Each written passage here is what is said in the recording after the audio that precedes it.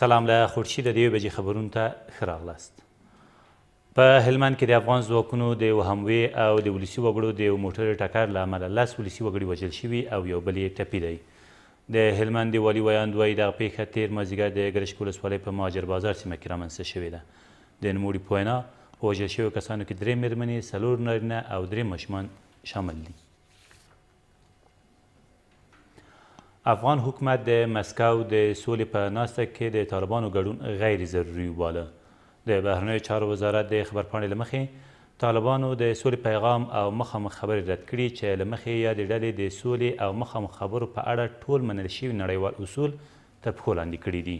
خبرپاڼه کاږي له هغه ځایه چې طالبان له افغان حکومت سره د خبرو لپاره ژمن نه دي، نو د افغان حکومت استازي هم د مسکو په ناسته کې ګډون نه کوي. خو هر کله چې طالبان د مخامخ خبرو لپاره هر ځای حاضر شي، افغان حکومت به په پوره ژمنتیا سره هلته حاضر شي. ټاکل شوې د افغانستان په اړه د مسکو د سولې ناسته تر راتلونکو 11 ورځو پورې په مسکو کې جوړه شي.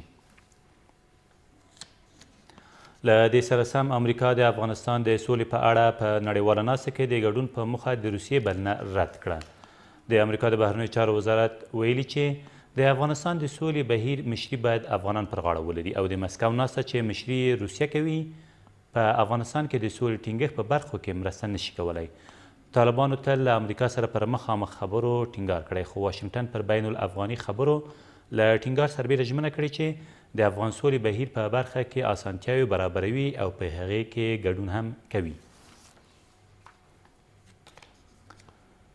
د امریکا د بهرنیو چارو وزیر د پاکستان له نوي لومړي وزیره غوښتي څو په خپل هیواد کې د ترهګرو پر وړاندې پرېکنده اقدامات وکړي.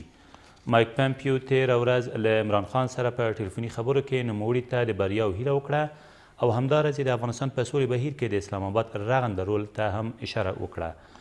افغان حکومت او امریکا تل ویلي چې د طالبانو مشرتابه غړي او حقاني ډله په پاکستان کې میشت دي او همداراز د هغو د ځپلو غوښتنه کړې، هغه څه چې اسلام آباد تر اوسه نه دي ترسره کړي.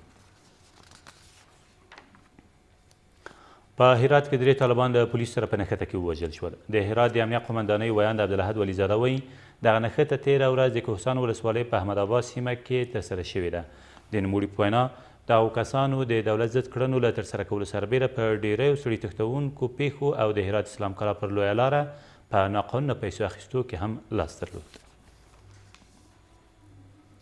او ټاکل شوې نن ماښام د افغانستان او ایرلند ترمنځ د شل اوریزو لوبو وروستۍ سیالۍ ترسره شي. د کرکټ بورډ د معلوماتو له مخې افغانستان په لومړنۍ لوبه کې په 14 او په دویمه لوبه کې په 81 منډو توپیر سره ایرلند ته ماتې ورکړې وه.